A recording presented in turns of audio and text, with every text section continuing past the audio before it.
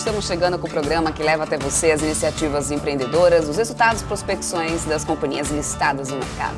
E no BMC Business de hoje, nós vamos bater um papo com o diretor financeiro de relação com investidores da HBR Realty, Luiz Henrique Pérez. Ele já está aqui com a gente, daqui a pouquinho que a gente vai bater esse papo sobre a empresa, que é focada no desenvolvimento de propriedades urbanas e foi criada por Henrique Bernstein, que também é fundador da Elbor.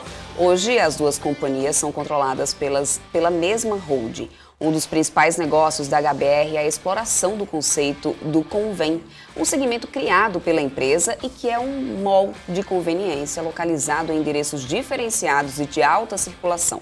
Nós vamos conhecer melhor a HBR a partir de agora, saber mais das outras áreas em que a empresa atua, os resultados e as perspectivas daqui para frente.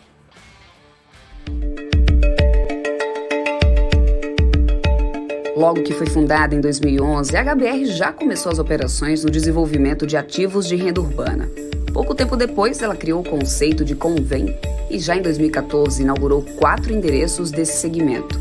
No ano seguinte, a companhia comprou o Shopping Mogi, o que marcou a entrada da HBR no mercado de shopping centers. Daí em diante, lançou dezenas de empreendimentos entre Convém e outras classes como o Shopping Olinda. Em 2019, a empresa concluiu a compra do Shopping Suzano. No ano passado, a HBR somava 38 operações no Brasil entre hotéis, lajes corporativas, estacionamentos, malls de conveniência, shopping centers, entre outras. A companhia participou do processo de listagem do Fundo de Investimento Imobiliário HBR H11 e é consultora imobiliária dele. A HBR está listada na Bolsa desde janeiro desse ano.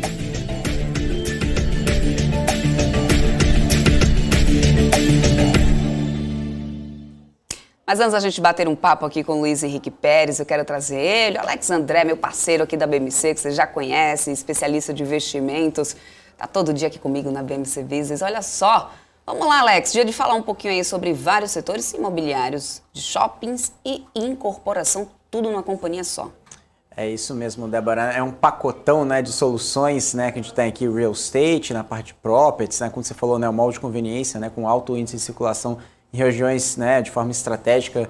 É isso que a gente deve abordar aqui agora, né, nesse case da HBR, mas por si só, Débora, acho que um dos principais pontos é o que a gente sempre aborda as companhias, né, de capital aberto aqui do setor de real estate de forma geral, né, que é a preocupação de juros, né, ou seja, tanto o investidor local como o investidor institucional, lá fora, né, gringo também, em relação também ao fator político, né, como que deve impactar em relação também ao setor de real estate de forma geral, e também, claro, né, destrinchar um pouco mais do case da HBR, como deve ser as expectativas e também o que eles estão fazendo aí no dia a dia que a gente pode observar nos próximos trimestres, né, Débora? Isso mesmo, Alex. A gente também vai falar um pouco aí de Pão de Açúcar, Hyper e Mills por aqui, né, com você trazendo aí os números, né, desse último trimestre aí dessas companhias. Mas agora, para poder a gente entender melhor aí os números da HBR, também saber os próximos passos da companhia, a gente vai conversar ao vivo com o diretor financeiro e de relações com o investidor da HBR, Luiz Henrique Pérez, que já está aqui comigo. Seja muito bem-vindo ao BMC Business. Obrigada pela tua disponibilidade, por ter aceito o nosso convite e vir aqui falar um pouco mais sobre a HBR. Joia. Como vai, André? Débora, tudo bem? Primeiro, obrigado aí pela oportunidade, obrigado pelo espaço, né, para a gente poder falar um pouquinho do nosso trabalho, como é que a companhia vem se comportando, nossas estratégias, né? E, obviamente, abrir bastante esse tipo de informação para o mercado. Nós que somos uma jovem empresa listada, né, desde janeiro, aí, como você colocou, mas já com mais de 10 anos de história e com muito trabalho pela frente, muito desenvolvimento, aí, muita geração de valor aí pelo próximo ciclo que a gente tem de investimento. Obrigado aí de novo pela agenda. Isso aí. Bom, hoje a estratégia de negócio de vocês está distribuída em 4 plataformas, né? A Convém, né? A HBR3A, a HBR Malls e Opportunities, né? Tem alguma outra que tem se destacado mais, ou qual dessas, né, que na verdade se destacam mais? Elas se complementam? Qual que é a participação de cada uma na performance da empresa como um todo, né? Explica um pouquinho mais sobre esse modelo de negócios aí da HBR pra gente. Sem dúvida. Eu acho que todas acabam se conectando de alguma forma, Débora, pelo seguinte, né? Pelo DNA de desenvolvedor da companhia. A gente muito focado em propriedades urbanas e aqui todas essas propriedades, as 4 plataformas que a companhia investe estão ligadas a esse business. Então, quando a gente fala de escritórios, soluções para as empresas ocuparem escritórios de altíssima qualidade em localizações premium de São Paulo. Shopping centers, né, onde nós estamos instalados, nós temos uma vocação como pioneirismo, como liderança, como único ativo nessas regiões, como um entretenimento para os usuários. Então, também é a extensão do lar das pessoas, os nossos shoppings. Os centros de conveniência, os nossos convens, uma marca, uma plataforma própria que a companhia desenvolveu do zero, aprendemos a operar isso e a gente desenvolve há muitos anos já, nessa curva de aproveitamento, de aprendizado desse processo, também cravejando cidades com um adensamento demográfico muito alto, como São Paulo, Grande São Paulo, oferecendo soluções de varejo também para os usuários locais. E a HBR Opportunities, onde a gente identifica oportunidades de investimento alternativos ligados ao setor de real estate, com altos retornos, como hotéis. A gente é o dono do Hotel W São Paulo, um hotel icônico ali aos pés do Parque do Povo, da JK, numa região absolutamente invejável, alguns contratos de sale leasebacks. Então, acho que nesse sentido, a companhia está muito bem aderente na estratégia de invocar propriedades urbanas. Aonde que a gente foca mais, né? A companhia até aqui, obviamente, ela tem uma presença hoje maior ainda no segmento de shopping, porque foram os ativos brownfield que a gente adquiriu, né? Como você viu aí, você mesma citou Mogi e Suzano, 2 aquisições, e a gente fez um trabalho impecável do ponto de vista de reposicionamento desses ativos, de crescimento desses ativos nos últimos anos, mas notadamente hoje o que a gente enxerga dentro da companhia e até o produto da nossa agenda do IPO é o crescimento mais vertiginoso na plataforma de Convém, onde a gente vê uma grande oportunidade de aproveitar a ausência de players nesse mercado, esse flanco que o varejo quer, que é crescer dentro da cidade de São Paulo, de maneira distribuída, de maneira mais presente em todas as esquinas, em localizações privilegiadas, com vários heavy users morando em cima aí na sua trade area, e ao mesmo tempo a nossa oportunidade de investimento com um grande land bank que a gente amealhou ao longo dos últimos anos na plataforma AAA, que são os escritórios corporativos de alto padrão, onde a gente está muito bem distribuído hoje em São Paulo, sem grande concentração, mas com presença na Faria Lima, principal região de escritório de São Paulo, Pinheiros, uma região que cresce e uma região super alternativa para escritórios premium, Paulista, uma região altamente tradicional e que não tem mais disponibilidade de área. Nós temos o último grande terreno para desenvolver um prédio lá e já estamos em fase avançada para começar obras, Chucre Zaidan, Nações Unidas, e no coração do Itaim, com um prédio boutique. Então, essas são disparadas as nossas 2 oportunidades de crescimento e de adição de muito valor para a companhia nos próximos anos. Bolsa, né? Na época, vocês suspenderam o IPO e fizeram uma oferta restrita de ações, levantaram quase 730 milhões de reais na operação, se não me engano. Por que a companhia mudou a estratégia na hora de se listar na Bolsa, né? Qual que foi a estratégia para poder alocar esses recursos? Qual tem sido essa estratégia colocada em prática por vocês agora? Bom, vamos de trás para frente na tua resposta. Eu acho que a estratégia é exatamente a gente aproveitar esse crescimento. Eu acho que a gente enxergou ao longo do nosso ciclo dos últimos desenvolvimentos uma ótima oportunidade de ser o first mover nesse processo do mercado de Convém, de criar essa barreira, de ser esse player consolidador e crescente nesse mercado, além do que gerar valor em cima dos nossos prédios corporativos.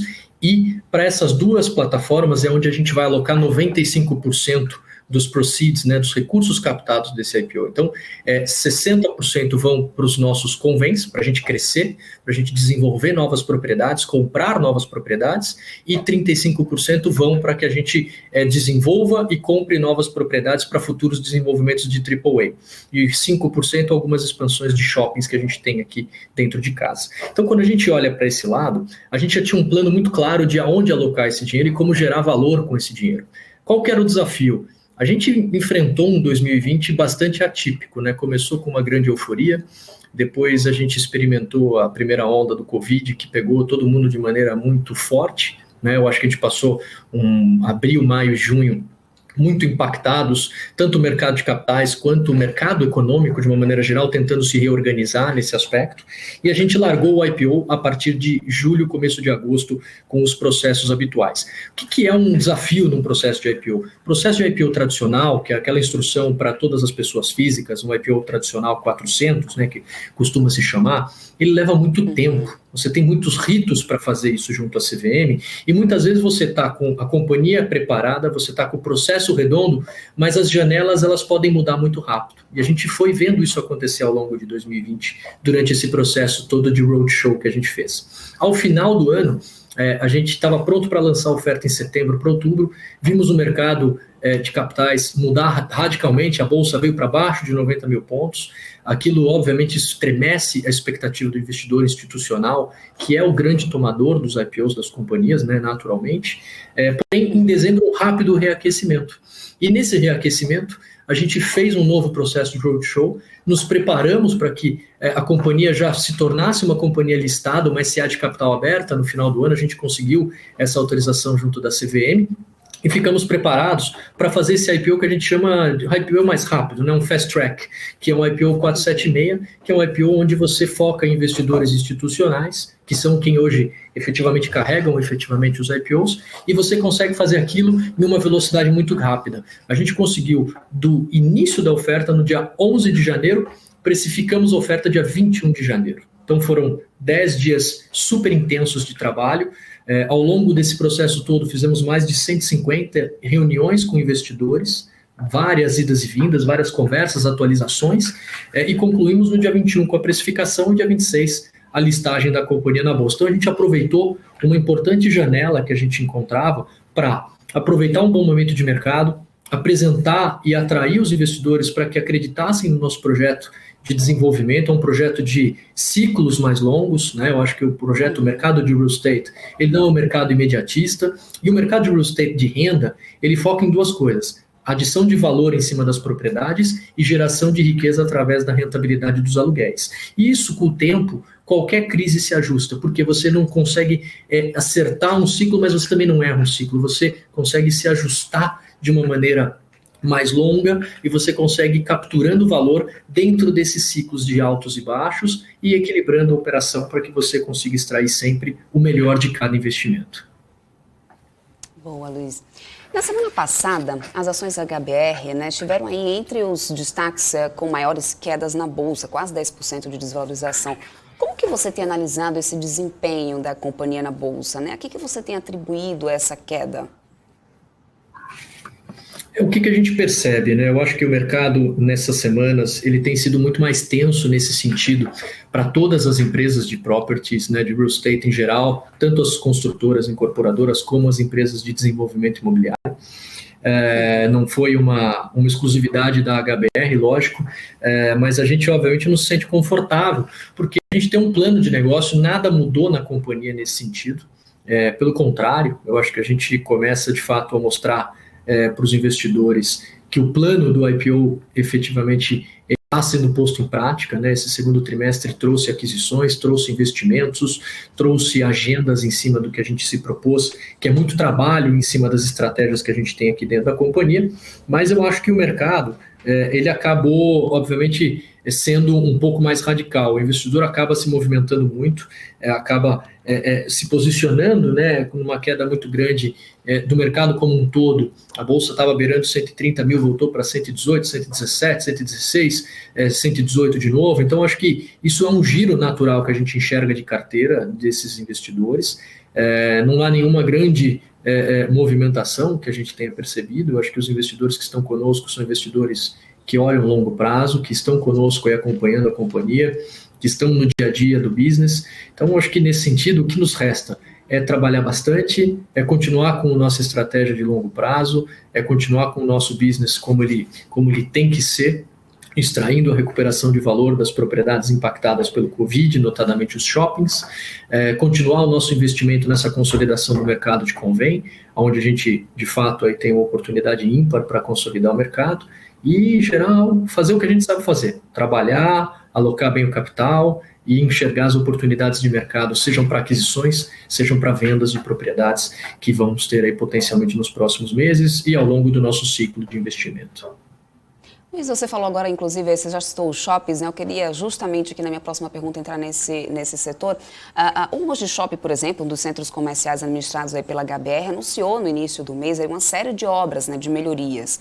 Esse ano ele completa 30 anos, né? Como que vocês estão avaliando esses setores de shoppings atualmente? Assim, a retomada e a vacinação já trouxeram a normalidade de volta para o setor, na sua opinião?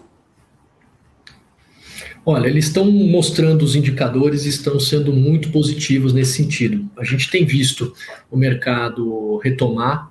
Eu acho que, de novo, a gente tem uma posição onde os shoppings que a gente está instalado, né, onde a gente tem Suzano, Mogi e Olinda, são shoppings que têm uma vocação muito grande de lazer para a cidade.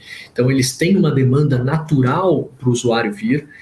Notadamente, o fluxo ainda não é o fluxo que a gente desejava em relação a 2019, mas ele está muito próximo de um platô de recuperação muito próximo do que é 2019. Mês a mês a gente tem enxergado isso, o que é muito bom, porque de fato revigora a nossa estratégia de que o shopping ele é um organismo com muita força. Esses shoppings nossos são muito, muito bem posicionados. Eu acho que o Mogi é um shopping muito maduro e a gente tem um potencial de recuperação muito rápida nele. A gente tem visto isso ao longo dos próximos meses. A gente deve reportar importantes recuperações, naturalmente aí com esforço diário acontecendo, visitação, vendas, o varejo precisa voltar a vender e a gente tem visto isso acontecer. Então acho que isso também é um ponto super importante nesse sentido.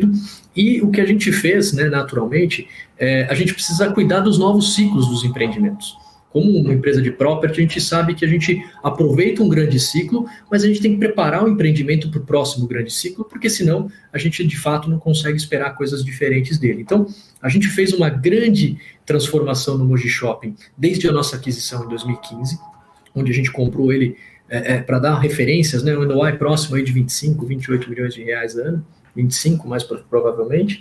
Entregamos em 2019 esse empreendimento com quase 45 milhões de NOI, com a mesma ABL, ou seja, foi uma transformação onde a gente capturou todo o crescimento econômico, toda a oportunidade que a cidade ofereceu para a gente, só que agora a gente tem uma oportunidade, porque a gente tem muita área dentro do empreendimento para explorar e trazer novas operações que são desejosas para a cidade e que querem estar aqui com a gente. Então, tem um trabalho de revitalização do empreendimento para esse novo up, para esse novo ciclo de vida que a gente enxerga, que são mais 10 anos pela frente, mais 8 anos pela frente, e ao mesmo tempo acomodar novas operações que a gente vem discutindo, vem fechando dia após dia, para que estejam aqui de fato oferecendo vantagens para o consumidor.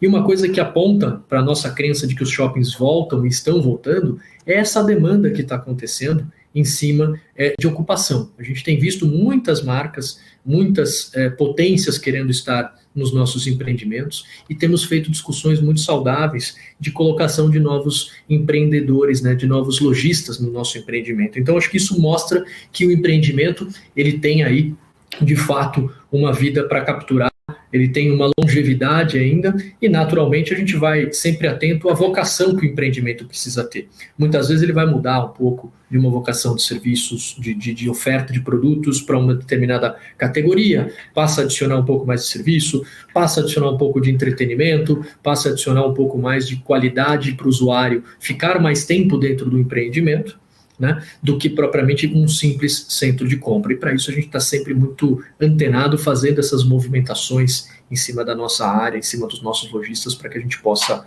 deixar esse shopping sempre no estado da arte de captura de oportunidade e de crescimento para a companhia.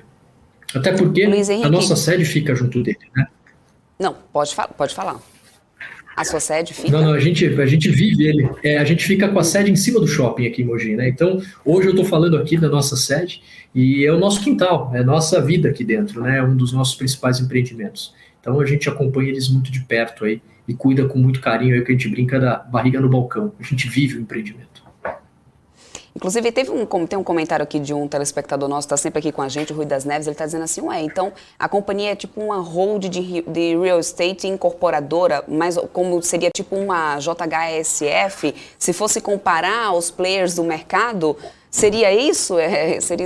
Essa seria a HBR? Bom, foi um comentário aqui do Rui das Neves, também um está agora aqui comparar, no nosso né? papo Conhecendo Mais. Você tem razão, é difícil comparar porque a gente é uma empresa de property e ninguém de property do mercado hoje desenvolve propriedades urbanas, né? Muitos investem comprando as propriedades, cada um tem uma estratégia diferente, né? A gente tem muito dessa similaridade, a diferença é que a gente não incorpora residencial. O nosso objetivo é fazer o processo entrando a custo nos nossos desenvolvimentos, onde a gente enxerga uma vantagem competitiva para eu entrar com terreno, com custo de tijolo que é mais barato nesse processo, capturar a vantagem da construção junto com um parceiro incorporador quando a gente fala de fachada ativa, ou capturar uma vantagem de construção quando a gente fala de desenvolvimento imobiliário para prédios corporativos, e ao mesmo tempo a gente enxerga esse mercado como um grande potencial de extração de valor no momento lá na frente, no ciclo terminado, quando a gente pensa numa agenda de reciclagem. Então, eu acho que é um pouco similar a isso, não é um perfeito player comparável, né, porque são objetivos distintos. A gente tem os convens, os triple A's, eles têm menos essa presença, eles estão mais voltados para esse lado de incorporação, mas é uma boa empresa aí. O Thiago Alonso lá é um amigão meu também aí, então muito bom. Que bacana. Comparar. Olha só, Luiz, tem o Alex aqui, que é meu parceiro aqui na BMC, ele também tem perguntas aqui para você, eu quero trazer ele aqui para esse nosso papo, Alex. Muito obrigado, Joia. Débora, Luiz, obrigado pelo bate-papo aqui, nosso programa do BMC Business. Bom, Luiz, em relação à HBR, né, que vocês criaram, né, aquele conceito, né, de convênio, né, que são os malls de conveniência, inclusive até a Débora falou no começo do programa, que são bem localizados, né, com uma alta circulação de pessoas. Como tem sido a retomada nesse momento, nesse segmento, né? Agora, para o segundo semestre, como que vocês acreditam, né, a performance desses convênios vai ser semelhante dos shoppings tradicionais? Como que um investidor, analista consegue fazer essa comparação e alguns deles devem decolar mais rapidamente? Como que deve ser o trigger, né, o driver, né, para essa retomada? Sem dúvida. Bom, Alex, ali o que a gente enxerga, né, até um pouquinho de passo para mostrar aí para vocês e para todo mundo que está assistindo a gente. Durante toda a crise, durante toda a pandemia, os convênios eles não sofreram com o fechamento, né, dos empreendimentos em nenhum dia.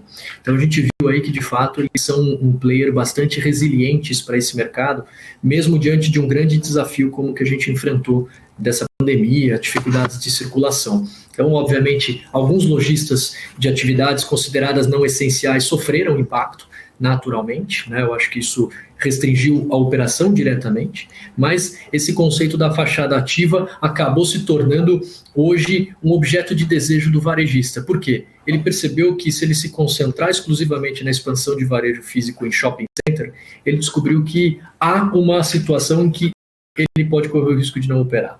No caso do convênio, ele percebeu que essa situação ela é muito menor e ele consegue expandir as operações em redes menores, em operações menores e estar mais pulverizado, aonde ele tem maior margem de presença junto a regiões mais demográficas. Então, o que a gente enxerga? O convênio como um ativo bastante resiliente nesse mercado, recuperando muito rápido os nossos lojistas em termos de vendas, né, especialmente aí capitaneado por alimentação, fast food, farmácias, redes de serviços, redes de saúde, tem recuperado muito rapidamente a performance. A gente tem visto durante todo o ano de 2021 um nível de vendas superior a 2020, um nível de velocidade bastante bom.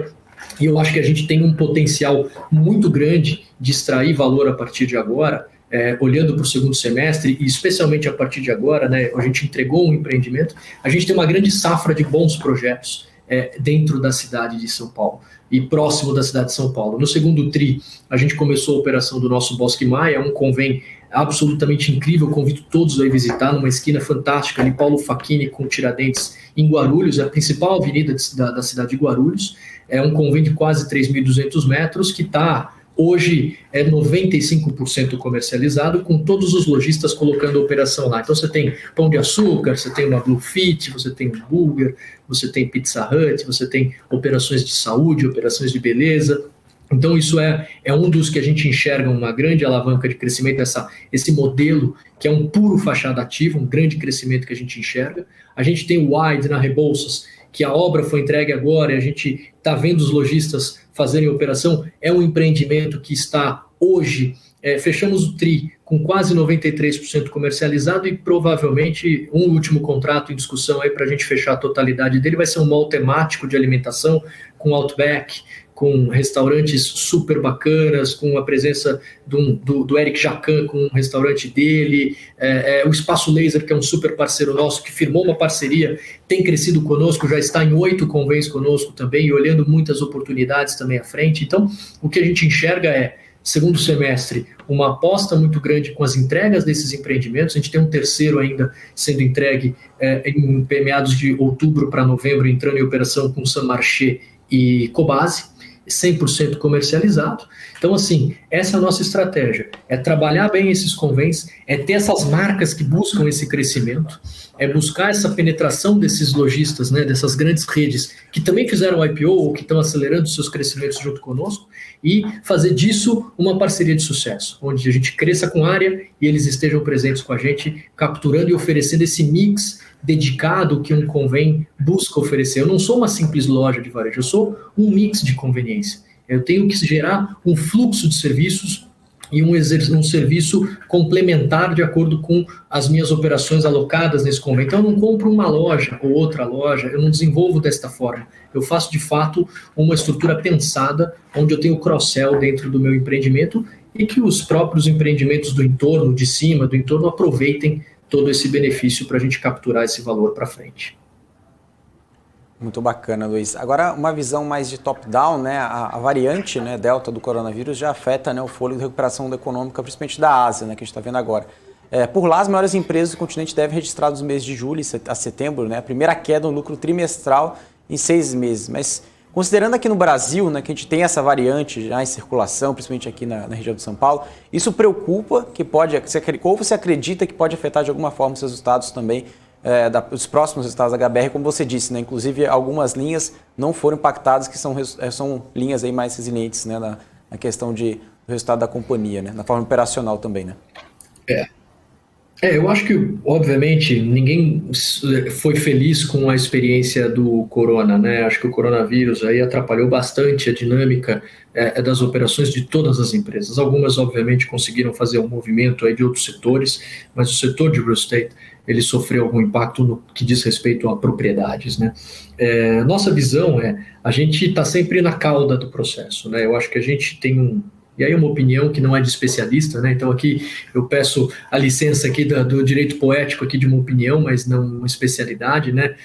A gente sempre tem alguém que vai ser especialista e falar, putz, cada hora é uma situação e cada hora é um especialista nos seus temas, mas o que a gente enxerga é que, estando na cauda das vacinações, a aceleração que aconteceu, especialmente aí no final de junho, começo de julho, faz com que a gente talvez se beneficie um pouco mais, né? A economia já está reaberta, independente das restrições terem sido reduzidas apenas em agosto. Elas vieram gradativamente sendo reduzidas, mas a sociedade já não está mais tanto dentro de casa como estava na primeira onda. E nem por isso a gente está vendo impactos relevantes. Pelo contrário, a queda no índice de utilização das UTIs, hospitais, etc., disseminação de novos casos, tem sido uma constante. Eu acho que isso aqui é uma situação que a gente vai ter que aprender a viver. Covid é a nova gripe do século XXI. A gente vai ter que saber conviver com ela, tomar os nossos cuidados, mas ao mesmo tempo a gente já entendeu que a economia não pode mais parar. Então eu acho que a vacinação acelerada foi uma estratégia acertada para que a gente evitasse um novo risco de impactos nesse sentido. Eu acho que a carga vacinal das pessoas no Brasil ela está muito mais alta. Eu conversando com alguns médicos, alguns especialistas nesse sentido, isso tende a ser um benefício para o setor como um todo, do ponto de vista de não haver uma contaminação generalizada. E eu acho que, de alguma forma, depois de 1 ano e meio de pandemia, todo mundo já aprendeu a lidar um pouco mais com esse tema, né? Eu acho que isso pode ser, de fato, um facilitador, ao passo que muitos outros países não lidaram, não conseguiram lidar com isso, porque ou fizeram um lockdown absolutamente radical, e hoje mostrou-se que não foi frutífero, porque o efeito é o mesmo dos que não fizeram. Então, acho que a gente tem que achar esse equilíbrio, e eu acho que o Brasil está conseguindo achar esse equilíbrio de alguma forma, para que a gente possa, como economia real, poder continuar trabalhando, poder continuar movimentando e, ao mesmo tempo, os nossos empreendimentos tomando cuidado. Hoje a gente vê nos empreendimentos as pessoas muito mais zelosas, a máscara presente, o álcool gel é um aspecto muito próximo das pessoas. A gente percebe, eu almoço aqui no shopping, eu vejo as pessoas tiram para comer, já colocam a máscara. Então, assim, existe uma conscientização além da vacinação. Acho que isso é o grande ponto que vai fazer com que a gente torça aqui, que não tenha mais impactos nesse sentido, e se tiver, que sejam impactos diminutos, porque de fato eu acho que os próprios organismos públicos entenderam que a gente precisa enfrentar de uma outra forma que não seja só restringindo o funcionamento dos empreendimentos. É isso aí, Luiz, muito obrigado. Débora? Boa. Luiz, recentemente a HBR e a Cury, né, anunciaram uma parceria, você até falou sobre algumas parcerias já aqui, citou a Espaço Laser, por exemplo, né, mas com a Cury vocês tiveram essa parceria aí para desenvolvimento de novos empreendimentos, né? O acordo oferece ainda aí o direito de preferência, né, para a HBR na execução e co-desenvolvimento aí de projetos futuros da Cury em áreas não residenciais e fachadas ativas aí para utilização comercial. Quando essa parceria deve começar na prática? De que forma, né, ela beneficia a HBR? Quais sinergias você acredita que isso pode ser gerado? Que valor você acredita começa a agregar agora a HBR? O que a gente experimentou, né, durante o período do IPO e o pós-IPO foi uma seleção muito abrangente de projetos em desenvolvimento de fachadas ativas e, ao mesmo tempo, uma dificuldade de encaixar o conceito do convênio nessas fachadas ativas. Porque a fachada ativa é um incentivo de lei para as incorporadoras, mas que, quando elas não sabem explorar adequadamente, elas criam o conceito de loja muito mal distribuído. E aquilo não se torna um convênio, se tornam lojas individuais, às vezes sem garagem, às vezes mal alocadas em empreendimentos que nunca vão ser frutíferos do ponto de vista comercial. Quando a gente pensa no sentido da parceria da Cury, foi um movimento além que a gente fez, percebendo essa dificuldade. Quando a gente olhou muitas oportunidades, mais de 100 oportunidades para fazer M&As de aquisição dessas fachadas ativas, a gente percebeu que a gente precisava estar uma etapa antes. A etapa de ajudar o incorporador no desenvolvimento, na concepção da fachada ativa, né? E que isso faria com que a gente tivesse projetos muito melhores, parceiros muito mais longevos e, ao mesmo tempo, uma qualidade para ser capturada pelas duas empresas ao longo do ciclo de desenvolvimento e de operação dos projetos. Então, a Cury foi uma primeira parceria que a gente fez, estamos muito felizes com o time da Cury, eu acho que tem uma complementariedade incrível nesse relacionamento. E eu acho que nesse aspecto, o que a gente enxerga, né? A gente tem engajado com eles algumas conversas de projetos para que a gente entre em conjunto nesse co-desenvolvimento, ou seja, entrar na concepção da fachada ativa, onde eles não exploram a fachada ativa. O foco da Cury é vender os apartamentos e, no nosso caso, é administrar a fachada ativa e oferecer o benefício para esses moradores futuros, né? A gente já faz isso há muitos anos, a nossa curva de crescimento e a nossa curva de aprendizado se deu com uma parceria que é com a Elbor. Essa parceria já existe, é uma parceria formatada, é uma empresa irmã, mas existe um acordo que a gente tem e que a gente aproveitou muito desse crescimento em conjunto com a companhia e as duas empresas aprenderam como explorar uma fachada ativa. A Cury é mais uma que a gente coloca dentro desse portfólio, mais uma empresa super bem selecionada, com um grande potencial de desenvolvimento e que a gente enxerga espaço para, ao longo desses anos, ir desenvolvendo novos projetos ano após ano, junto com eles, a cada novo empreendimento, a cada novo terreno que eles forem adquirir, a gente entrar em conjunto e aí desenvolver cada qual o seu projeto, o nosso, a fachada ativa, o comercial, ajudá-los, inclusive, na comercialização dos projetos residenciais, onde eu coloco operações de renome na fachada ativa, nesse convênio que a gente passa a desenvolver, porque eu comercializo parte dele antes mesmo do lançamento, e aí ao longo do ciclo de obra eu vou comercializando o restante para que ele entre praticamente 100% ocupado ao final, né, 100% comercializado, e com isso a gente ganhar cada vez mais espaço, cada vez mais oportunidade de crescimento e desenvolvimento nos greenfields, que é onde a gente enxerga uma grande alavanca de geração de valor também para a plataforma Convém. Perfeito. Luiz, eu quero trazer uma pergunta aqui já dos nossos telespectadores. Aqui o professor Lucas, aqui Esmeralda, ele trouxe uma pergunta aqui interessante. A gente vinha falando aí sobre questão, né, do coronavírus e também da variante. O professor fala o seguinte: novas variantes, restrição de circulação em shoppings, hotéis e aumento do home office, lojas âncora investindo muito forte na web. Qual que é a estratégia para o online e para a inadimplência dos lojistas? Bom, o que a gente pode falar da estratégia do online, né? O que a gente enxerga, o Convém como um grande aliado do e-commerce. Eu acho que o Convém, além dele ter uma possibilidade de estar presente e de maneira muito massiva e distribuída, né, nas principais regiões de São Paulo, Grande São Paulo, ou seja, eu posso ter 5, 6 operações de um mesmo locatário em várias localidades, né? A gente pode fazer parceria com vários, como a Espaço Laser, tem 8 operações com eles, a gente enxerga o Convém como um parceiro do e-commerce nesse conceito do last mile. A gente tem N iniciativas sendo pensadas nesse sentido, porque eu estou muito perto do usuário, eu estou perto da casa dele, muitas vezes eu estou a um elevador da casa dele, né? Eu tenho uma facilidade de ser um hub do offline to online ou do online to offline, onde ele compra, manda entregar de uma operação do Convém e chega na casa dele, o próprio Convém gera essa oportunidade e ele passa ali a ser atendido pela plataforma Convém de alguma forma. Então tem iniciativas nesse sentido para a gente pensar nessa estratégia do Convém ser um parceiro, e à medida que eu cresça efetivamente a rede e cresça as minhas operações, eu cada vez mais ganho força para essa rede se tornar autossuficiente nesse aspecto, e ao mesmo tempo o tema de inadimplência é um tema que vem sendo amplamente trabalhado pela companhia. Obviamente ele gerou impacto para todos do setor, porque notadamente todo mundo enfrentou grandes dificuldades, o varejo, o pequeno, o médio, o grande varejista nem tanto, mas o pequeno e o médio sim. Então a gente tem tido uma agenda bastante robusta de negociação, de confissão de dívida, de buscar esse valor que não foi tangibilizado por nós ao longo dos últimos meses por conta do impacto da pandemia e um estoque gerado em 2020, para que a gente capture isso ao longo dos anos, dos meses seguintes, e escorregando isso também para ao longo de 22 determinadas situações. Então é uma agenda importante. A gente tem acompanhado muito de perto. Eu mesmo faço um trabalho aí constante em cima das nossas plataformas para que a gente possa acompanhar, junto com o time de operações, com o nosso diretor de operações que acompanha isso também muito de perto, e acho que o objetivo aqui de fato é a gente aproveitar esse momento de recuperação, esse momento em que o varejista está voltando a vender bem, que ele está animado, que ele está robusto, que ele está voltando a sentir que a economia voltou, e aí é a hora que a gente consegue finalizar muitos desses acordos e consegue capturar muito desse valor para frente. É o que a gente tem experimentado mês a mês aí acontecendo.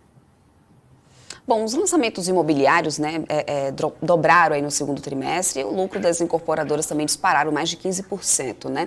Onde entra a HBR nesse cenário? Como que está a previsão de lançamento de vocês? Eu até quero complementar um pouco aqui essa pergunta, uma pergunta de um telespectador nosso que também é do professor Lucas Meraldo. Ele perguntou um pouquinho antes aqui sobre novas aquisições de vocês pela frente, se vocês pensavam em novas áreas, entrada no Nordeste, no Sul. Vamos por etapas. Acho que a primeira parte da pergunta com relação ao crescimento, eu acho que o crescimento do mercado de real estate, né, de incorporadoras, ele é um aliado do Convém, ele é um aliado da HBR, porque eu não compito com as incorporadoras, eu sou um parceiro das incorporadoras. Então, quanto mais projetos vierem para o mercado, quanto mais desenvolvimentos elas estiverem idealizando, mais oportunidade eu tenho de juntar-me com elas e ser o explorador da fachada ativa. Então, esse obviamente é o primeiro mercado que anda, ele é um mercado muito acelerado por conta das taxas de juros, né? Eu acho que ele cresceu muito, mas, de novo, investe-se anos, e o déficit habitacional é o mesmo, né, não muda. Então, esse é um mercado que vai ser perene, não se muda o tijolo, não se muda a necessidade de moradia, ela pode mudar o jeito, mas a moradia tem que estar lá, e a fachada ativa também, porque o consumidor está lá. Então, acho que quanto mais lançamento tiver, mais eu tenho oportunidade de explorar o mercado, mais eu tenho oportunidade de crescer na fachada ativa. Quanto mais parceria eu fizer, mais cedo eu estou nos lançamentos. Então, isso eu consigo também aproveitar essa oportunidade e, com isso, acelerar o meu plano de crescimento, que é essa nossa estratégia no Convém. Então, eu acho que esse é um grande ponto. Quanto mais crescimento do setor, mais feliz a gente fica, porque mais negócio a gente pode fazer em termos de Convém. Quando a gente fala sobre estruturas geográficas, a gente tem uma cidade de São Paulo muito pouco abastecida pelos convêns. São Paulo hoje é o motor, de fato, né, da economia brasileira, é a principal economia do país, e é onde a gente enxerga hoje uma grande oportunidade de consolidação desse mercado. A gente não está mirando regiões diferentes ao São Paulo e Grande São Paulo, como ABC, alguma coisa de interior de São Paulo, mas majoritariamente desenvolvimento dentro de São Paulo. E a hora que a gente enxergar esse mercado consolidado, esse mercado de fato bem dimensionado com os meus projetos, hoje eu tenho 52 dentro de casa, tenho 20 em operação, tenho mais 32 aí em vários estágios de desenvolvimentos ou até mesmo em aquisições sendo acontecidas, sendo realizadas, a gente começa efetivamente a pensar em alguma coisa, mas eu enxergo que os próximos anos, aí, pelo menos os próximos 3 anos, 4 anos, nosso foco vai estar muito voltado a São Paulo, onde a gente quer de fato dominar esse crescimento, esse desenvolvimento, e você enxergar o Convém como uma marca em toda esquina. O Convém se tornar uma referência para o varejo de conveniência em São Paulo. Perfeito, Luiz.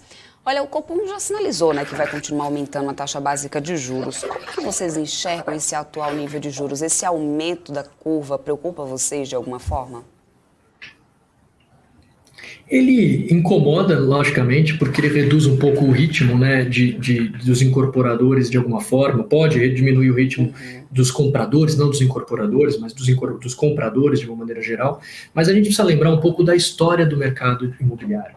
O mercado imobiliário, ele experimentou esse CDI de 2% nos últimos 18, 24 meses, mas ele ganhava muito dinheiro com o CDI de 2 dígitos. Isso a gente não pode esquecer. Todo mundo sabia trabalhar, todas as boas e grandes incorporadoras, Elbor, Cirela, Zetec, a própria Cury, todas sem exceção, Trisul, Iven, todas elas trabalharam durante um mercado de CDIs mais elevados. Quando a gente para e fala um CDI de 7, um CDI de 8, quando a gente compara 2, de fato ele está muito alto. Mas a gente também sabe que o 2 não era o momento normal de uma condição de economia, era uma agenda de ativação econômica, precisava acontecer aquilo para que o freio não fosse, né, para que a parada não fosse tão radical nesse sentido. Então, quando a gente compara a um mercado de 2 dígitos, quando você fala de 7, 8%, não é nada assustador nesse sentido para o mercado como um todo. E a gente aqui, como trabalha com linhas de muito longo prazo, como eu busco, como eu disse lá no começo, o meu ciclo ele é longo, eu vou buscar essa extração de valor na geração de riqueza em cima do tijolo virando renda, a renda buscando a melhor oportunidade de estabilização e um cap rate, né, uma taxa de desconto de saída desse fluxo que eu gero, o nosso objetivo ele é mais longevo. Então eu consigo ao longo desse ciclo me ajustar e trabalhar melhor a operação, e um fato taxa de juros subindo, a inflação ainda não está sendo repassada para os aluguéis por conta desse momento de economia, mas fatalmente ele vai acabar acontecendo. Nada fica muito descolado.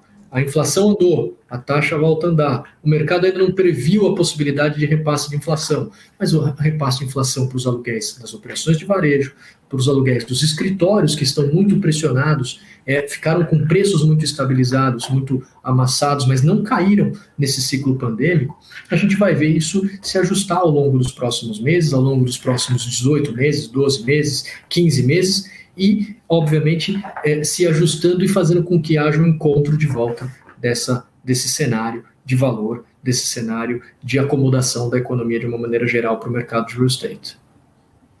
Luiz, a gente também tem acompanhado, né, uma disparada no custo de insumos e de matéria-prima. Isso impactou ou impacta de alguma forma os empreendimentos aí de vocês, assim, a margem de repasse, né, para esses custos, caso seja necessário?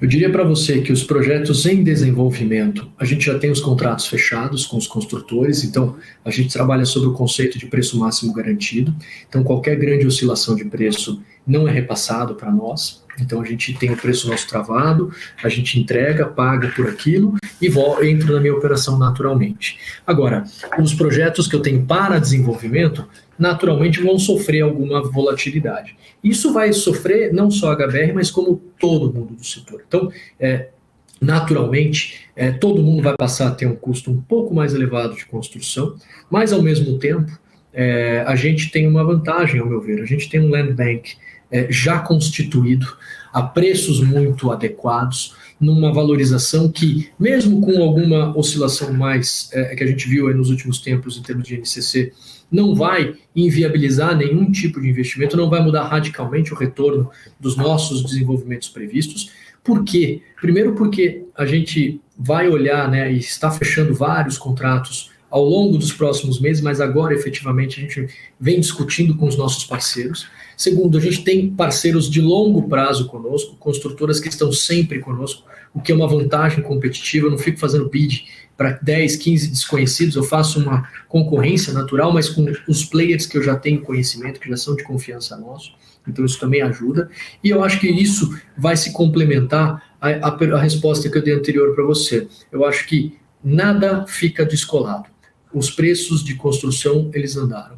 Naturalmente, os preços dos aluguéis, os preços das propriedades, eles vão ter que descolar também, eles vão ter que encontrar esses valores novos de construção, porque ninguém vai desenvolver algo que eventualmente não seja rentável. E isso naturalmente vai empurrar os aluguéis, vai empurrar a propriedade, os preços de venda de propriedades para cima.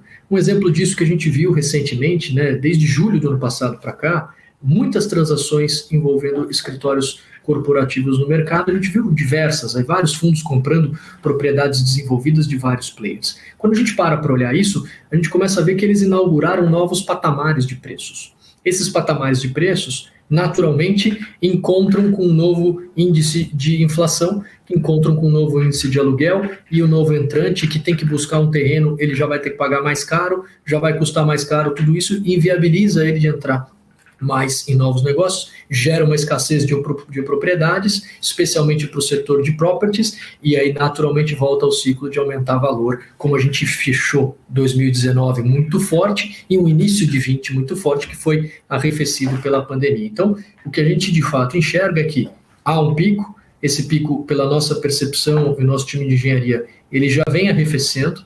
Eu acho que o pior, né, da pancada já passou.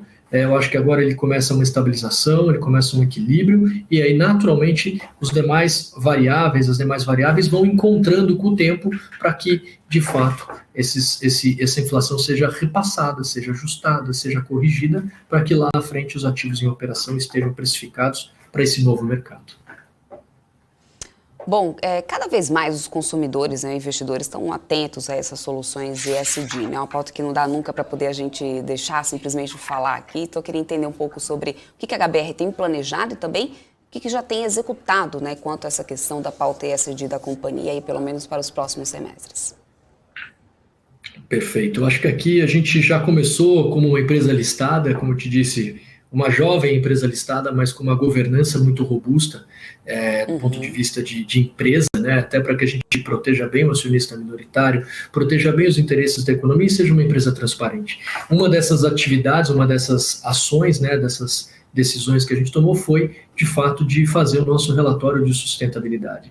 Esse ano, a gente apresentou em maio o nosso relatório referente ao ano de 2020, com práticas, com decisões, com ações que a companhia toma ao longo do tempo, ligadas a esses temas ESG, no que diz respeito à nossa vocação social nos nossos empreendimentos, como os shoppings, no caso de cuidados com o meio ambiente, nos próprios empreendimentos shoppings, que são os heavy users de energia, onde a gente negocia energia no mercado aberto, onde a gente passa agora a focar nas energias renováveis, onde a gente busca tratamentos de reuso. Um exemplo disso, o nosso shopping de Olinda, que é um greenfield da companhia, ele ganhou um prêmio pelo investimento e tecnologia que a gente fez no reaproveitamento da parte de ar-condicionado, a parte de resíduos de uma maneira geral. Então, assim, ele foi premiado o Master Imobiliário. Isso mostra que a companhia ela não faz um empreendimento simplesmente para ele ser rentável, ela faz um empreendimento para durar, para ele ser aderente à economia de uma maneira geral e para estar alinhado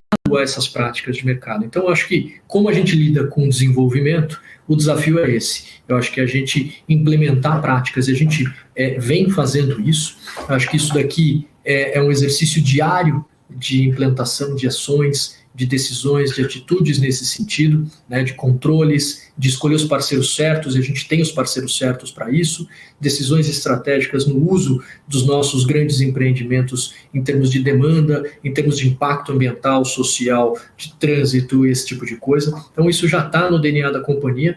Vocês aí, investidores, verão todo ano a gente apresentando o nosso relatório e certamente com evoluções constantes em cima dele, tanto no que diz respeito à formação de uma equipe dentro da HBR competente, capaz e crescente para, de fato, estar atenta a esse crescimento que a gente busca, como também os nossos empreendimentos com esse ambiente vocacional, né? Pensando nos projetos como convivência da sociedade de uma maneira harmônica. Acho que esse é o grande ponto, e a gente vai ver o Brasil olhando muito mais para isso. Eu acho que no mercados mais maduros a gente já enxerga muitos investidores colocando isso como um dos checklists para estar ou não em determinada empresa. No Brasil isso tem crescido muito. Ele começa setorizado, né, setores de proteína animal, que está muito ligado a impactos ambientais, o setor de celulose, e assim vai se encaminhando o setor de siderurgia e metalurgia, né, com os nossos impactos aí passados de Vale, e muito esforço, muito trabalho que foi feito por essas empresas ao longo do tempo, e vai chegando de construção, não tenha dúvida disso. E a gente aqui já está preparado para colocar essas melhores práticas também no nosso dia a dia como companhia, nas decisões dos nossos investimentos, olhando sempre com essa cabeça também. Perfeito, Luiz. Que bom saber disso. Muito bom. Bom, eu quero agradecer muito a tua disponibilidade, o seu tempo de vir aqui e falar um pouco mais sobre essa companhia, né, que estreou recente aí na Bolsa. Contem sempre com esse espaço aqui para poder ter esse papo direto aí com os investidores. Então, qualquer outra novidade, conte aqui com o BMC Business. Nossa proposta é conseguir estreitar esses laços aí dos investidores com as companhias. Então, contem com a gente. Eu já espero vocês aqui próximas vezes. Sempre que a HBR terá portas abertas aqui com a BMC. Legal, Débora. Obrigado você pelo espaço, pela oportunidade. Então, estamos à disposição sempre aqui como companhia e a gente espera aí se encontrar, obviamente, aí em novas oportunidades, com novas notícias, com coisa bacana e trabalhando muito aqui para exatamente vir aqui contar boas novas aí para vocês em conjunto. Obrigado pelo tempo, pelo espaço e estamos juntos. Obrigado. Até mais, até uma próxima. E esse foi o diretor financeiro de relações com os investidores aí da companhia, Luiz Henrique Pérez. Eu espero que vocês tenham gostado aí desse papo sobre a HBR, que a gente vai falar um pouquinho mais agora sobre o setor. Para isso a gente vai conversar agora com o Calil de Lima, que é analista da Reach Capital, que já está aqui comigo. Seja muito bem-vindo, Calil, aqui ao BMC Business. Tudo bem? Prazer. Tudo ótimo. Calil, o mercado imobiliário aqui no Brasil, né, e também no mundo, né, tem atraído aí olhares de investidores e analistas que observam as movimentações aí do último ano, né, tem observado isso. Se por um lado a pandemia gerou forte desvalorização de setores que são mais dependentes, né, dessa questão da volta da normalidade, como hotelaria, corporativo, varejo, por outro houve aí uma alta nos negócios de galpões logísticos, por exemplo, de data centers, né, impulsionados, claro, pela digitalização das empresas, tanto nos Estados Unidos, como na Europa, como aqui no Brasil.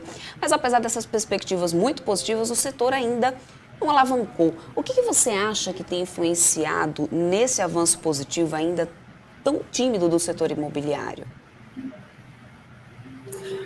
Se a gente for falar especificamente de galpões, né, eu acho que ainda tem muito questionamento se esse modelo ainda vai ser realmente consumido, né? Porque isso de fato está muito ligado com o e-commerce, né? A conta que todo mundo faz é que acho que era para 100 bilhões de GMV, você deveria ter X metros de galpões para isso, né? E aí está todo mundo investindo nisso. Então, se de fato essa conta estiver certa, né? Essa é a questão. Você quer pagar na frente para ver se essa conta está certa ou não, tá? Acho que todo mundo tá se perguntando isso, até onde vai o e-commerce e até onde isso puxa os galpões nessa conta. Se a gente for falar de housing, né, acho que o que mais está impactando o setor como um todo é não só a taxa de juros, né, assim, todo mundo tem esse receio de voltar a taxa de juros ali para 2 dígitos e isso aí começar a tirar o mercado endereçável das incorporadoras, mas sobretudo, né, hoje até saiu os dados do Secov aí de julho, a questão se o segundo semestre ele vai ser sustentável para todas as incorporadoras, dado todo o nível de lançamento que a gente tem escutado nos guidances das empresas e dado toda essa questão de custo, quer dizer, ainda tem espaço para repasse de preço e ainda vai ter apetite do consumidor no segundo semestre? Acho que essa é a pergunta que está todo mundo se fazendo agora e por isso que ninguém está olhando assim com muito carinho as empresas, tá? Calil, a variante Delta, né, do coronavírus já tem afetado aí o fôlego da recuperação econômica na Ásia. Por lá, as maiores empresas, né, do continente já devem registrar nos próximos meses, né, no próximo trimestre, a primeira queda no lucro trimestral, né, em seis trimestres, né, considerando que no Brasil a gente já tem a variante de circulação. Isso tem preocupado? Você acredita que isso pode, de alguma forma, afetar o setor de real estate? Eu acho que não, tá? Acho que o segundo trimestre, desculpa, foi meio que uma prova disso, tá? Quando a gente olha ali as incorporadoras, muitos dos estandes estavam fechados no segundo trimestre e quem soube investir no digital, né? A gente teve até ali o exemplo da Mitre, que fez uma parceria que estava entregando um óculos de realidade virtual para o cliente ver de casa, ter a experiência do decorado em casa. Então, assim, e vendeu muito bem, tá? Então, assim, quem investiu no digital, conseguiu melhorar essa experiência, trazer a experiência do decorado, porque de fato é um setor que ainda é muito tangível, né? A compra do imóvel é muito sensível, você quer ir, você quer tocar, você quer ver o decorado, você quer ver se, afinal, é a sua casa que você está comprando, né? Então, assim, eu não acho que vai afetar tanto, tudo depende de quanto você está disposto a investir e trazer essa experiência para o consumidor, tá? Acho que sim, deveria ter uma redução, assim, não é natural a gente comparar a experiência digital com a conversão que você tem no físico com o stand totalmente completo,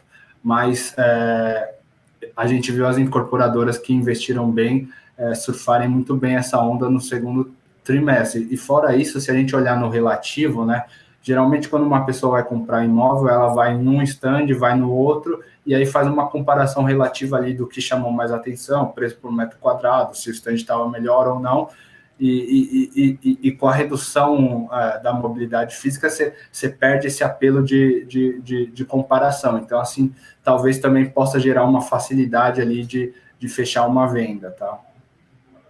Uhum. Bom, falando do setor de real estate, na hora de escolher um ativo, o que você acredita que seja realmente um bom diferencial, né, competitivo aí entre as companhias do mercado para justificar a entrada no ativo? Perfeito. Hoje, quando a gente olha um ativo de real estate, né, o que a gente mais gosta de olhar, a primeira coisa é o land bank. Então, assim, porque qual que é a minha preocupação daqui para frente, tá? Sendo bem sincero. A gente já viu o INCC subir muito no primeiro semestre e a gente não sabe se isso vai cair, no mínimo deveria ficar flat, tá? Então, assim, olhando os lançamentos que tem para o próximo semestre e aí olhando o land bank, eu quero saber qual incorporadora tem um land bank sustentável para daqui uns 3 anos, porque vai começar a ficar difícil a reposição disso, né? A gente tá vendo que a disputa por terrenos ficou mais competitiva, o preço por terreno ficou mais competitivo, então, se a gente for pensar que eles vão ter que começar a repor land bank daqui para frente, já num preço mais alto, e você já teve um repasse de preço, e vai ter um repasse de preço ainda maior para esse novo land bank ficar sustentável, e não afetar a margem, eu quero uma empresa que tenha adquirido bons land banks e que tenha capacidade de continuar fazendo isso no futuro. Fora isso, a gente preza pela localização do land bank também. Então, assim, as regiões que mais se valorizaram foram na Zona Sul, então é importante você dar uma olhada onde está composto esse land bank, tá? Para você ter certeza que se der uma dor de barriga de INCC, você ainda vai ter repasse de preço que a localização justifica isso, tá? Uhum. Perfeito, eu quero muito agradecer a tua participação aqui com a gente, Kalil, por ter trazido aí essa sua análise aí sobre o setor e conto com você aqui em outras oportunidades no BBC Business. Eu que agradeço. Boa tarde, pessoal. Até mais. Essa foi a participação do Kalil de Lima, que é analista da Rich Capital, também aqui ajudando a gente a levar para você informação que gera valor para os seus investimentos. Bom, e a gente vai continuar, como vocês sabem, aqui falando de empresas hoje aqui, começando pelo Pão de Açúcar, né, Alex, que teve aí uma despencada no lucro desse segundo trimestre, né, se a gente for fazer a comparação com o mesmo período do ano passado. Bom, e a companhia atribuiu a queda nas vendas às medidas restritivas de combate à pandemia que ainda estão refletindo aí nesses resultados da empresa, né, Alex?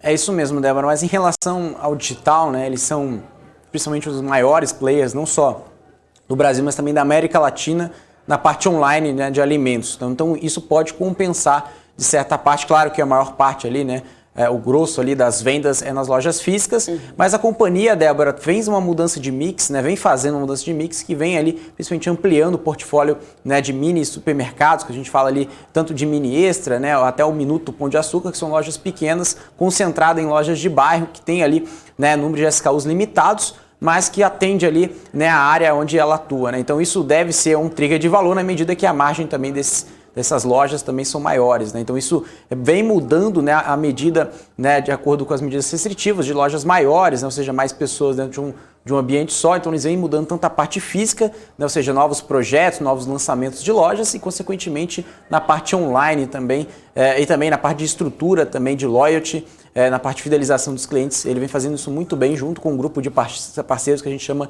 de Sticks aqui no Brasil. E também quando a gente olha lá fora, né, que a gente também vai observar principalmente o movimento do êxito, né, ou seja, lá na Colômbia também, né, que tem um movimento muito importante e um trigger de valor que os acionistas vêm chegando bastante, Débora, é o fator ali da Cenova, né, ou seja, a participação da empresa, né, que estão falando um pouco mais de análise, enfim, um pouco mais de números, né, olhando principalmente pelo preço, valor patrimonial, né, alguns analistas vêm destacando esse número, principalmente por algumas participações que podem trazer no valuation, né, de acordo com cada analista também de forma geral, que o papel, né, pode estar aí muito descontado, né, ou seja, de acordo com cada analista. É isso que eu enxergo, né, ou seja, dos principais analistas do mundo, do Brasil, né, ou seja, que enxerga o papel do Pão de Açúcar, mas claro, cabe a você, investidor, a decidir de acordo aqui com o resultado do segundo trimestre que a gente vai trazer aqui agora, tá? Lógico, não é só os números, né, de acordo com o valuation de cada analista, que também a gente vai trazer aqui as premissas, né, tanto de EBITDA e de lucro líquido, também do preço-alvo dos principais analistas, como chegou nesse número, mas também para você analisar e tirar, né, a conclusão de acordo aqui com alguns resultados, tá? Então, falando aqui de desempenho financeiro do GPA Brasil, a gente tem recorde de vendas online no Brasil, sólida evolução de rentabilidade, tanto aqui de same store sales, né, a gente sempre fala aqui tirando pós de gasolina, né? Então a gente tem aqui alimentos crescendo quase 8%, e também, quando a gente observa aqui na parte semestral, a gente está falando da base trimestral crescendo quase 7,5% e na base semestral crescendo ali 9,5%, lembrando que o primeiro semestre do ano passado, né, superou bastante a esse ano, como a Débora comentou, né, está muito abaixo do ano passado, mas acima do ano de 2019, que mostra a clara recuperação. Relação de EBITDA, né, o mercado vem aí subindo, né, relação trimestral de EBITDA comparado com 2019, 26%, mas abaixo de 2020 também. A margem também vem crescendo, com um ponto muito importante, para 8,3% de margem na base trimestral e 8,2% de margem semestral. É um pouco mais de 1 bilhão de EBITDA no primeiro semestre de 2021, tá?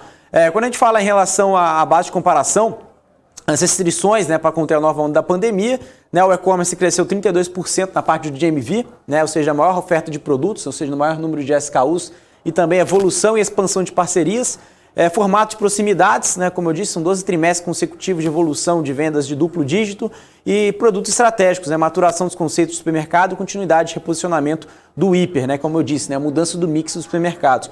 Relação do ganho significativo em rentabilidade, né, tanto no segundo TRI quanto no primeiro semestre, mesmo diante de um cenário muito desafiador. Então a gente vê aqui a manutenção da margem bruta, eficiência nas dinâmicas comerciais e otimização dos custos logísticos e um rígido controle de despesas, né, que a gente fala do D&A aqui, em busca de eficiência nas operações. Como, ou seja, a gente vê aqui a redução de despesas de 13% no trimestre e quase 10% no semestre, decorrendo de ganhos de produtividade operacional, tá?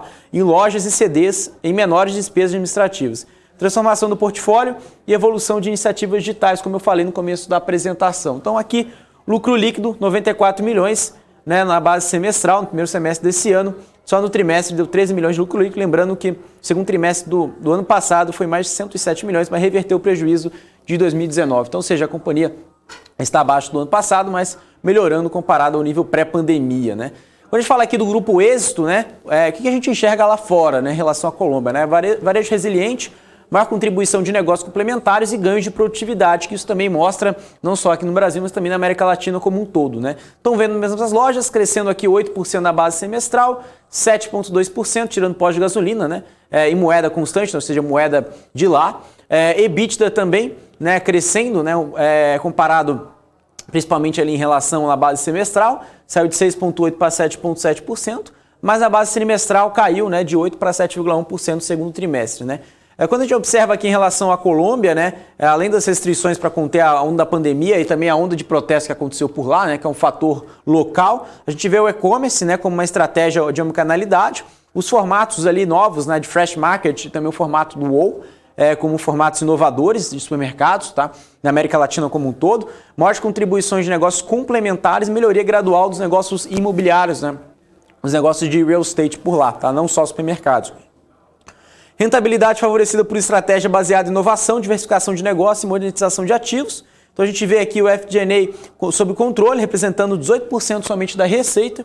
No segundo trimestre, as despesas foram beneficiadas por subsídios concedidos pelo governo e os ganhos de produtividade, né? Ou seja, como eles fizeram isso? Um plano de excelência operacional e controle de despesas, principalmente com mão de obra e maior participação de campanhas digitais. Ou seja, o digital ficou mais representativo no dia a dia das companhias. E esse gasto com marketing é muito menor do que um gasto de marketing presencial, físico, né, como era no nível pré-pandemia. Então isso colaborou principalmente com a alavancagem operacional, esse ganho de produtividade. Tá? Então, o que a gente tem aqui de argumentos? Né? Lucro líquido saltou ali no primeiro semestre, 124 milhões de reais, né, trazendo aqui a moeda brasileira. E também quando a gente traz aqui em relação ao trimestre, 14 milhões de lucro líquido comparado ao segundo trimestre do ano passado, 10 milhões. Ou seja, olhando para a Colômbia está muito melhor do que o Brasil, enxergando o ano passado, principalmente com novas iniciativas digitais, novos formatos de supermercados, redução de despesas e também o digital colaborando positivamente, tá? Bom, colocando aqui o consolidado como um todo, né, juntando tudo num só, o que nós temos? Eficiência operacional, controle de despesas, contribuído para a manutenção da rentabilidade e margem líquida positiva. Então, de novo, né, mais uma mensagem que a companhia traz aqui como manutenção de rentabilidade, ou seja, não basta só a companhia ter mais receita, mas também a despesa não crescer tanto, né, ou seja, é uma fórmula simples, ou seja, despesa para baixo, receita para cima. Então, iniciativa digital foi um fator importante também, claro, alguns subsídios do governo, também quando a gente falou na parte da Colômbia, né? Brasil, o que nós temos? 54% de vendas é Brasil, ou seja, a maior participação tem referente aqui no nosso território brasileiro. Colômbia, 34%, aí a gente tem alguns fatores não core aqui, mas importantes, como o Uruguai, 8%, e a Argentina, 3%. Né? O elevado patamar de rentabilidade, apesar dos desafios do cenário econômico, né, que a gente está observando aqui, o crescimento de 10% do EBITDA ajustado no semestre, com evolução de margem para 7,5%, então a margem era 6,8%, foi para 7,5%. EBITDA crescente, 20% comparado ao nível pré-pandemia, saiu de 1,5 bilhões para 1,8 bilhões. Lucro líquido chegou a 116 milhões de reais, lembrando, 2019 2020 a companhia ficou no prejuízo, né? Ou seja, reverteu o prejuízo do ano anterior, com destaque para redução de despesa e redução de outras receitas e despesas, ou seja, de forma geral. Então eles equacionaram muito bem essa relação de despesa e receita, ou seja, receita para cima, despesa para baixo, então lucratividade maior, ou seja, a companhia conseguiu reverter, né, dois semestres de prejuízo passados. Né? Endividamento, né? Sólida posição de caixa e baixa alavancagem. Então, é muito claro, né? Se a receita está crescendo e o endividamento, consequentemente, por despesas, né? Ou seja, até mesmo a dívida, o fator, né? O perfil da dívida, o durante da dívida aumenta e o perfil da dívida diminui, né? Principalmente quando a gente fala aqui de redução de taxa, né, de juros, né, da companhia. Então, o que nós observamos? O fator de alavancagem financeira, que é medido pela dívida líquida por EBITDA, que a gente sempre fala aqui de todas as companhias.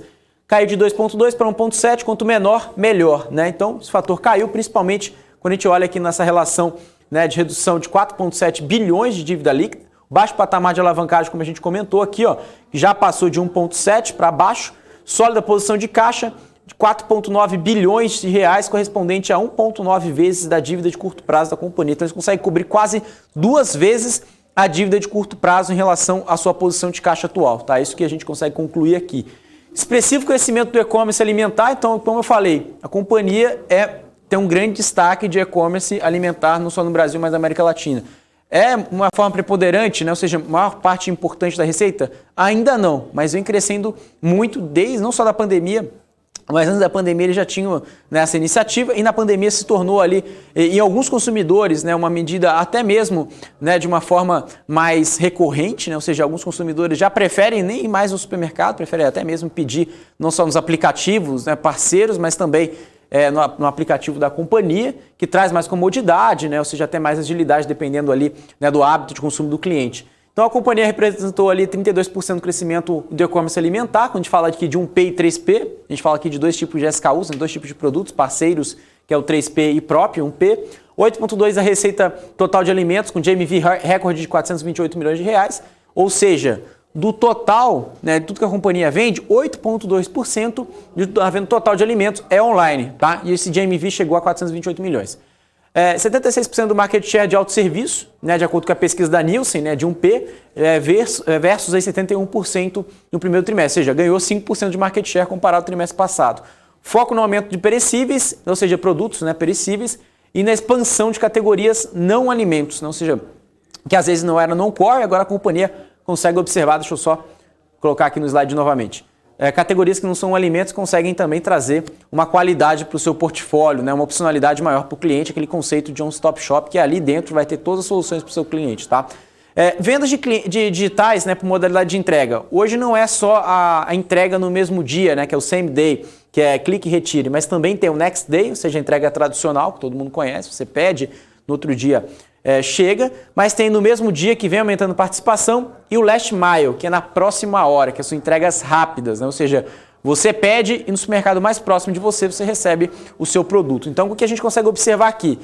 Em 2019, last mile não existia, praticamente era 2% da participação total de entrega, avançou para 3% na pandemia, agora 33%. Opa, já é 1/3 das entregas, né? Ou seja, principalmente nessa entrega de last mile. Na parte de same day, no mesmo dia, era 50% antes, aumentou para 57%, agora caiu para 41%, que deu espaço para entregas, né, do last mile. E na parte do next day, ou seja, no próximo dia, ficou para 27%, né, ou seja, uma participação menor. Consequentemente, essa participação vai diminuir ao longo do tempo, à medida que a companhia ganha produtividade na parte logística. Na parte do Extra, né, a gente tem aqui o maior Net Promoter Score, ou seja, o maior NPS da história do Extra. O melhor supermercado online pelo terceiro ano consecutivo pelo Datafolha é o Pão de Açúcar, e o elevado nível de serviço, né, de mais de 95%. Então a gente tem aqui a ampliação da área de abrangência e redução de tempo de entrega em função de ações no CD e parceria com Last Miles, né, ou seja, parcerias de entrega, e primeiro trimestre de operação full com parceiros Last Miles em mais de 500 lojas, ou seja, essa participação que saiu de 2% para 33% colabora principalmente com esses parceiros aqui e com 500 lojas já funcionando, rodando 100%. Penetração das vendas online, como eu falei, era 1%, quase 2% em 2019, saltou para quase 6% na pandemia e agora continua em tendência de alta, 8,2% de participação de vendas totais, como eu comentei aqui, ó, com GMV recorde de 428 milhões de reais. Tá? Agora em desenvolvimento de plataforma digital, como eu falei, né, o GPA Marketplace foca nas verticais, né, complementares da companhia, que são produtos que não são core business do GPA, que são vinhos, cervejas artesanais, destilados, cuidados pessoais. Cresceram 3 vezes os sellers comparado com o trimestre passado. 2 vezes ofertas disponíveis na plataforma, que aumentou em limpeza, baby care, pet care, home care. São produtos também que são um core para a própria companhia e é muito estratégico trazer parceiro que é especialista nesse assunto, né? Ou seja, que tem marcas muito robustas e marcas conhecidas que trazem, né, até mesmo a qualidade da própria GPA. Então, quais são os parceiros? Extra Farma, inclusive, até foi vendida ali, né? Quando a gente fala aqui do GPA, né, também, né, para o parceiro ali, o GPA que a gente fala, né, né, do próprio grupo Ultra ali, né, para principalmente essa venda que foi feita. E também a gente vê aqui Empório da Cerveja, Nespresso, MM Place, 6C, Cote, Debete, também é uma marca muito conhecida no ramo de alimentos aqui em São Paulo. Freixenet, também a gente tem o Gran Cru, também é a parte de vinhos aqui, tá? Então, programa de fidelidade, identificação de 70% da venda total, né? O Pão de Açúcar Mais com o aplicativo de fidelidade, né? 90%, né, na relação de fidelidade, 60% no Clube Extra. Os usuários do meu desconto que atinge pelo menos uma meta dos meus prêmios gastam em torno de mais de 10,2 vezes, né? Ou seja, aqui a gente observa que os algoritmos proprietários estão em constante evolução, ou seja, se ele identifica que você consome determinado tipo de produto semanalmente ou mensalmente, ele vai trazer uma oferta para você justamente você não escolher o supermercado do lado, você escolher o supermercado do Pão de Açúcar, porque tem um desconto do produto que você sempre consome, né? Então isso é a inteligência artificial, né, na veia. Personalização das ofertas, como eu disse, ou seja, trazer a oferta que faz sentido para o cliente. Conversão 10 vezes superior, feedback do cliente como insumos para melhoria, ou seja, não só da própria companhia, mas também eles coletam feedbacks dos clientes para melhorar a plataforma. Inovação e monetização da mídia, parceria ali com Relevance, né, para potencializar os ativos digitais, e mais de 100 startups ativas no portfólio do GPA Labs. Então, a companhia também tem a parte de iniciativas, né, de Labs. Mais de 40 squads multidisciplinares e mais de 450 profissionais dedicados todos esses projetos novos aí de monetização de mídia da companhia, tá? Extra Hiper, né? Então temos aqui uma consolidação do modelo comercial, são 58 lojas integralmente posicionadas, 100% das lojas operando dentro do novo posicionamento de preço. Maturação de 3 meses, lojas apresentam crescimento de vendas de alimentos em junho, versus junho de 2020 e versus junho de 2019. Então esses modelos reposicionados, né, de uma forma comercial já vem demonstrando aí o resultado. Finalização do rollout com todos os conceitos implementados até o final do terceiro trimestre desse ano, então já está aí para ser entregue. Mercado extra e Compre Bem, né? Compre Bem tem consolidação nas praças de atuação, valor de proposta de valor adequado com necessidades dos consumidores. Quando a gente fala aqui no mercado extra, tem um sucesso de proposta de valor, justamente que são 58 lojas operando na modalidade Express no segundo trimestre. Vendas totais no Extra Hiper, né? 2,8 bi. Same Store Sales caindo quase 5% comparado ao ano passado, operando em 103 lojas esse modelo Extra Hiper, tá? Modelo Compre Bem, modelo Mercado Extra, são 185 lojas, trouxe ali 1,3 bi de venda total, cresceu Same Store Sales de 1,6% comparado ao segundo trimestre do ano passado. Pão de Açúcar, né? O Same Store Sales caiu 1,2, vendas totais de quase 2 bi, 1,9, 181 lojas, e a loja de proximidade, como eu disse, Minuto, vem crescendo bastante, tá? Então a gente traz aqui 12 trimestres de crescimento, ou seja, lojas Minuto, né, e lojas Mini Mercado Extra, 12 trimestres que eles vêm crescendo 2 dígitos, tá? Então é um fator muito importante.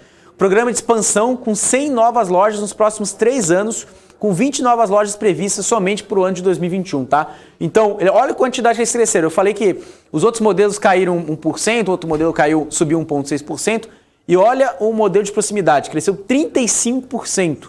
Mas olha a diferença comparativa, são 500 milhões de reais, ou seja, ainda tem uma grande vertente, ou seja, são 100 novas lojas a serem inauguradas nos próximos 3 anos, somente 20 nesse ano, tá?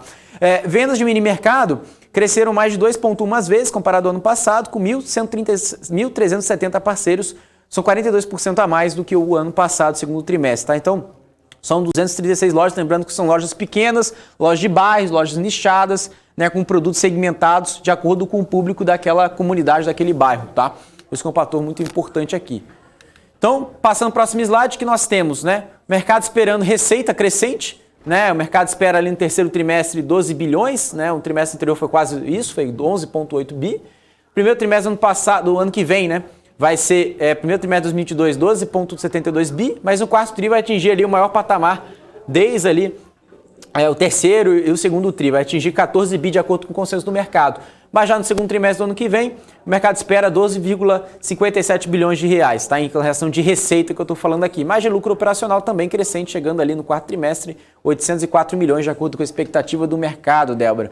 E agora aqui para falar um pouco mais sobre recomendações analistas, nós temos aqui 9 recomendações de compra e 8 de neutro. Nós temos Eleven recomendando compra a 53, Goldman Sachs a 36 neutro, Ativa também neutro a 39,60, temos compra com Now Securities a R$55, Bradesco BBI colocando neutro a 44, Banco do Brasil também neutro a 42,50, Banco Inter compra a R$43, Itaú BBA R$39 e para fechar, Débora, Morgan Stanley a R$48 e também Banco BTG colocando compra a R$47, Débora. Esses são os principais pontos aqui de Pão de Açúcar, que tem muito do que falar, né? Muitos braços aqui, por isso que a gente colocou um pouquinho mais de tempo. E vale a pena, né, para poder conhecer mais detalhes aí desse case, para quem ainda não conhecia, né, Alex? Agora vamos falar rapidinho de Hypera, para poder, né, atualizar aí o pessoal, né, que registrou Hypera, aliás, um lucro líquido de mais de 470 milhões de reais esse segundo trimestre, uma alta de 18,7% na comparação anual, né, Alex?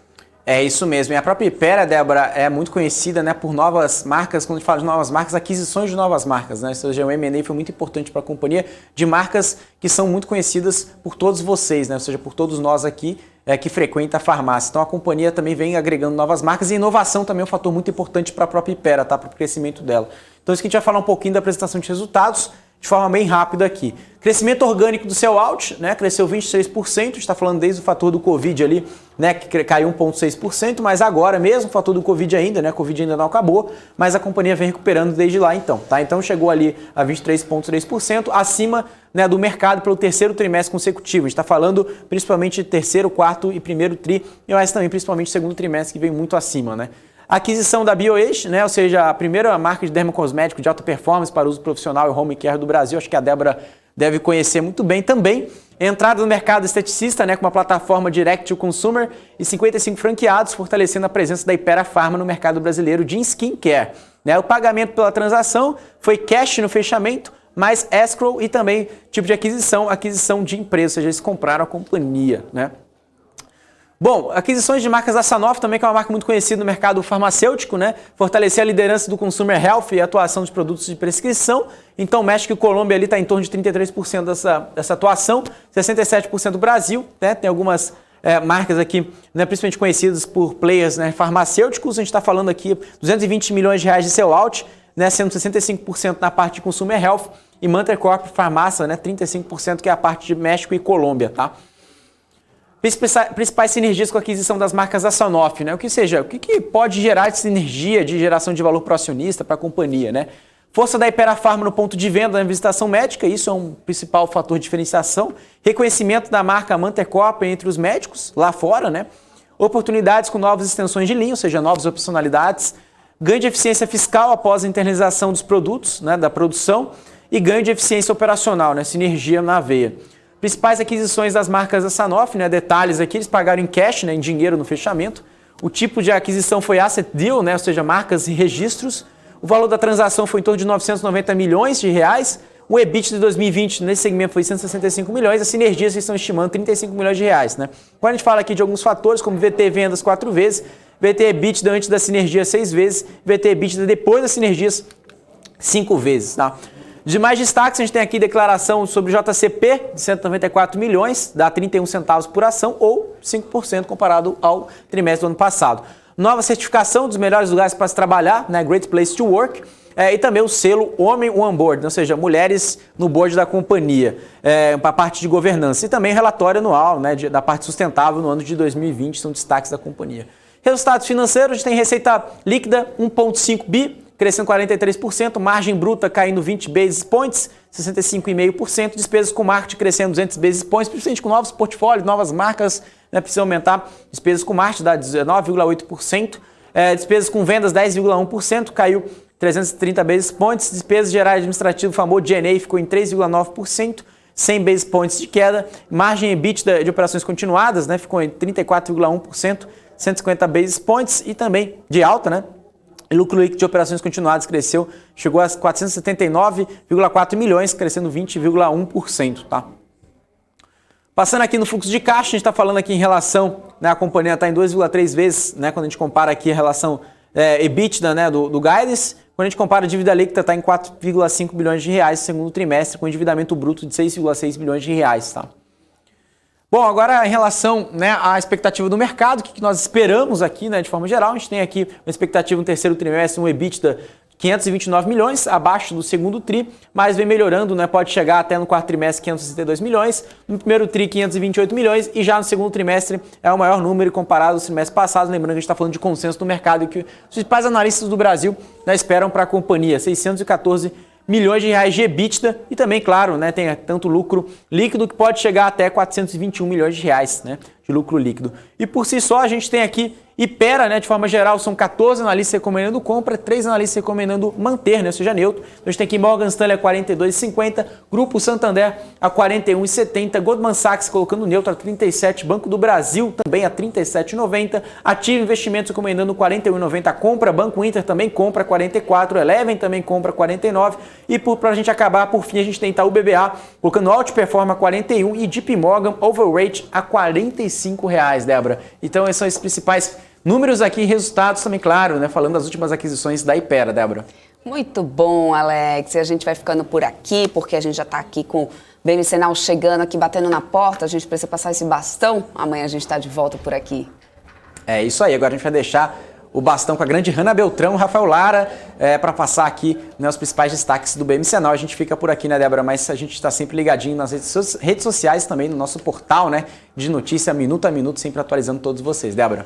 Lembrando, né, que o pessoal pode acompanhar as notícias aí no mercado, né, nas nossas redes sociais, como o Alex falou. Tem a live também, que o Alex faz de fechamento do mercado junto com o Rafael. Né? Então não perca aí, @bmc.news, que ele com certeza vai estar aguardando vocês logo lá no fechamento do mercado, além do nosso portal que tem atualização aí com notícias sendo atualizadas minuto a minuto, com tudo que está acontecendo no mercado nacional e internacional, porque só aqui na BMC você tem informação que gera valor. Bom, eu vou ficando por aqui, mas vocês continuam com a nossa programação aí com a Hanna Beltrão e com o Rafael Lara no BMC Now. Obrigada pela sua audiência. Tchau, tchau.